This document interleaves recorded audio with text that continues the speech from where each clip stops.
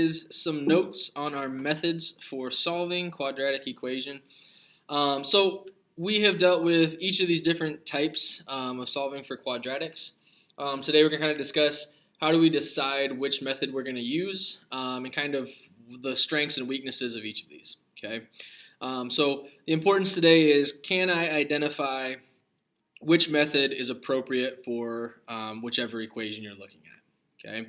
So as we kind of look at these, factoring, which is what we kind of are most used to, what we've kind of seen the most, I kind of write down what their strengths are. I would say this is pretty weak or specific, so I'm just going to put specific.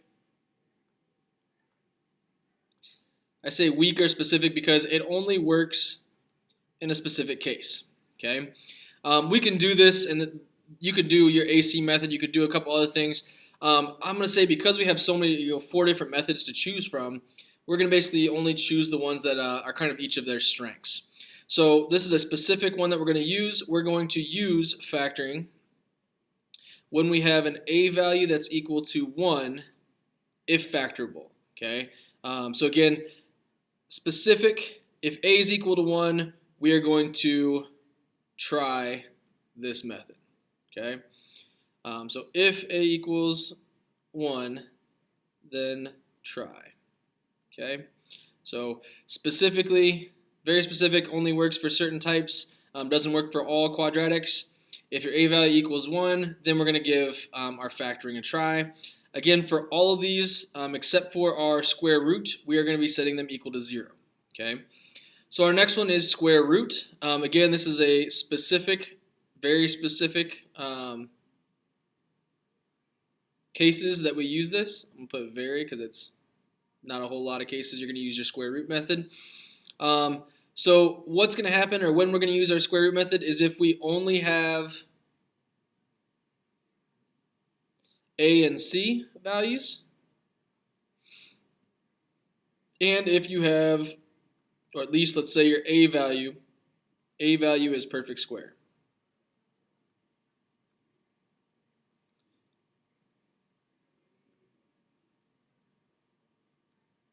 Again, you could use this method in other ways outside of just A value is perfect square. But again, we're trying to pick the strengths of these, and the strength is if your A value is a perfect square, then this square root works really nice. If it's not, it can be a little bit more work.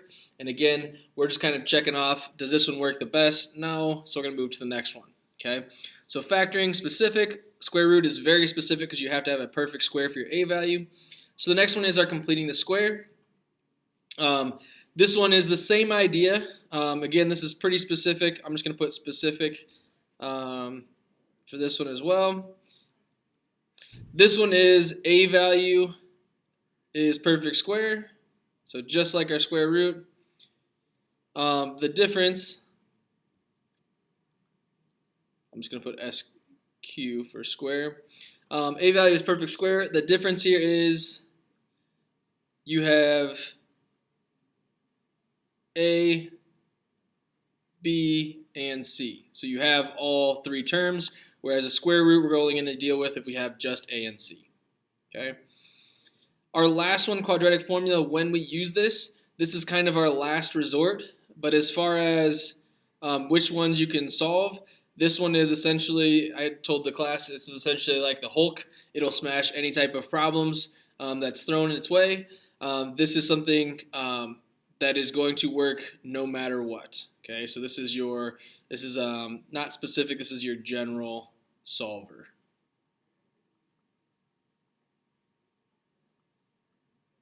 Okay, it will solve just about anything, or pretty much anything that's going to be thrown at it.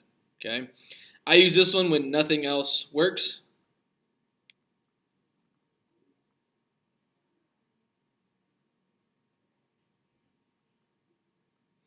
Again, the reason why I do that, and some people are like, well, Mr. Schultz, I could just get really good with quadratic then and kind of roll through it. That's true. Realistically, that's probably fine. The idea, though, is we kind of want to make sure that you can reason through why I would use quadratic over something else, because there's other methods that are much quicker than quadratic if you are using those methods and know how to do them. So that's the reason why we have these 4 different methods, You might be like, Mr. Schultz, that's a lot of methods to kind of figure out. That's true, but again, each of them have their own strength. So if it's one that could be factored, factoring is faster than our quadratic. If there's a square root, that's faster than our quadratic. If we can do completing the square, that can be faster than our quadratic. So the reason why I'm not using quadratic every time, even though it can solve everything, is because we have other ones that might be a little bit quicker.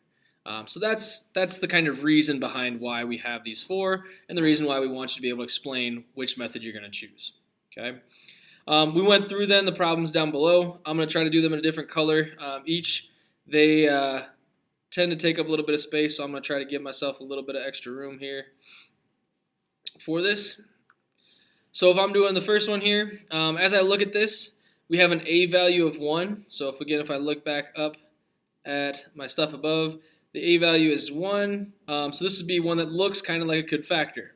So I'm going to give that a shot. Again, notice I said if A is equal to 1, then try factoring. Okay? It's not a square root. Our A and C aren't perfect squares. The A value here could be a square.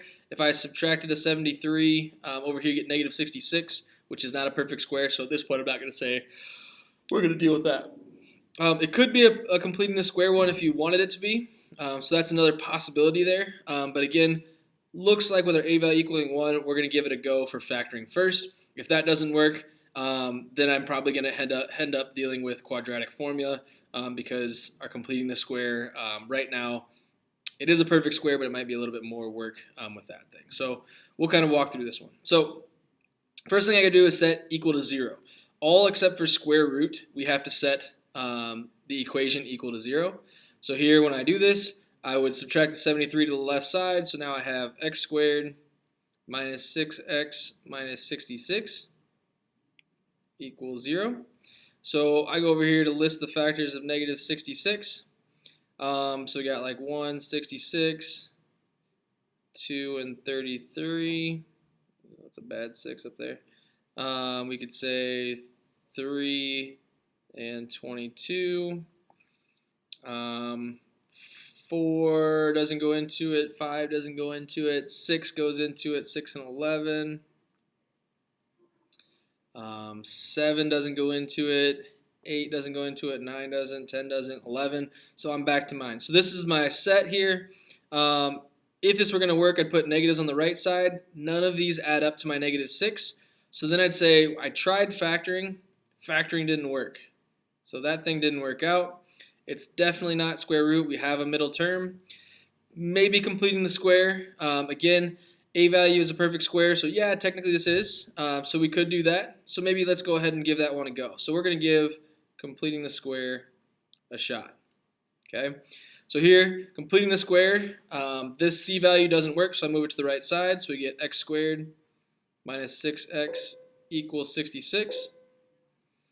From here, we divide the middle term by 2 and square it. So negative 6 divided by 2 squared equals 9. So I would add 9 to both sides. So we get x squared minus 6x plus 9 equals, when I add 9 to the 66, we would get 75. This is where I can do my factoring. So I factor this, we get x minus 3 squared equals 75. So again, I just kind of simplified 66 plus 9 there. Got me 75. We square root both sides. Again, we're completing the square. So I get x minus 3 equals. So if I do 75, we split this thing up. We get 25 and 3, 5 and 5. So the 5's go outside. The 3's left inside my radical. So I'd have 5 square root of 3. Again, this is a plus or minus. I would add the 3 to the other side. So we get x equals plus or minus 5 square root of 3 plus 3. Okay? And again, when you get done, if you get a whole number answer, then you probably should have been able to factor. For this one, I got my radical in there, so I know combining or completing the square was probably the right choice. Again, I could have probably done completing the square or quadratic formula, either of those would have worked. For this one, we chose completing the square just because that was the next kind of thing on our checklist, and it actually did work. Okay, so again, you just need to have your reasoning behind it, and these up above are kind of your reasons. So on the test, you'll be asked, explain why you chose that method. This would be a good explanation of saying, hey, it had an a value as perfect square, I had a, b, and c, so I could use my completing the square.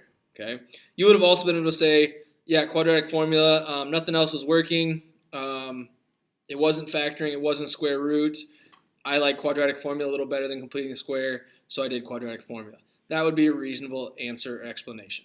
Okay, but these are kind of what you're falling back onto as far as your explanations. If I look at number 2, we'll do this one in green so it looks different than the one next to it. If I look at number 2, factoring, a equals 1, we don't have it, so I'm going to say no to factoring right now. Square root, only have a and c, I only have a and c. A is a perfect square, so yeah, I'm going to give this thing a go. So this one I'm going to go ahead and try my square root. So square root is the only one where I'm going to move my c value to the right side first. So I've got 9x, there you go, 9x squared equals 4. I can square root. So we would get 3x equals plus or minus 2. To get x by itself, I divide by 3. So my answer here is x equals plus or minus 2 over 3. Again, you can see how quick that moves. 1, 2 steps, and we're done. So when you pick the right method, this thing is pretty quick usually. Okay, so square root did work. Again, I could have probably done a quadratic formula with this as well, but this is much quicker than doing my quadratic formula. That's the reason why I wanted to use square root. An explanation would be I didn't factor it because the a value was bigger than 1. I used square root because it had only an a and a c value, and the a value is a perfect square, so it made sense to do my square root. Okay, that would be a decent explanation of how we went through that. All right, then the last one over here, as we went through this, factoring a is not equal to 1. It's definitely not a square root because it has more than just a and c. Completing the square, a value is not a perfect square, so again, it's not playing into the strength of completing the square. So I'm going to go ahead and deal with my quadratic formula. First thing, again, make sure your equation's equal to 0. So here I'd have 2x squared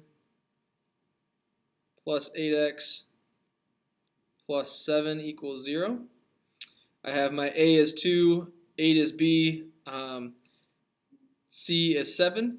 So I plug this thing in. We have opposite b plus or minus square root of b squared minus 4 times our a value times c all over 2 times a. We plug this right side in. It gets you 64 minus 56. So we get 8. So I have negative 8 plus or minus the square root of 8 over 4. The square root of 8, so if I'm going to use my factor tree here, 4 and 2, 2 and 2. So I've got a pair of 2's here, a leftover here, so we'd have 2 square root of 2. The leftover stays inside the square root. So this would simplify, so I'd have negative 8 plus or minus 2 square root of 2 over 4. I like to set this up as if it's like 2 fractions, so negative 8 over 4 plus or minus 2 square root of 2 over 4.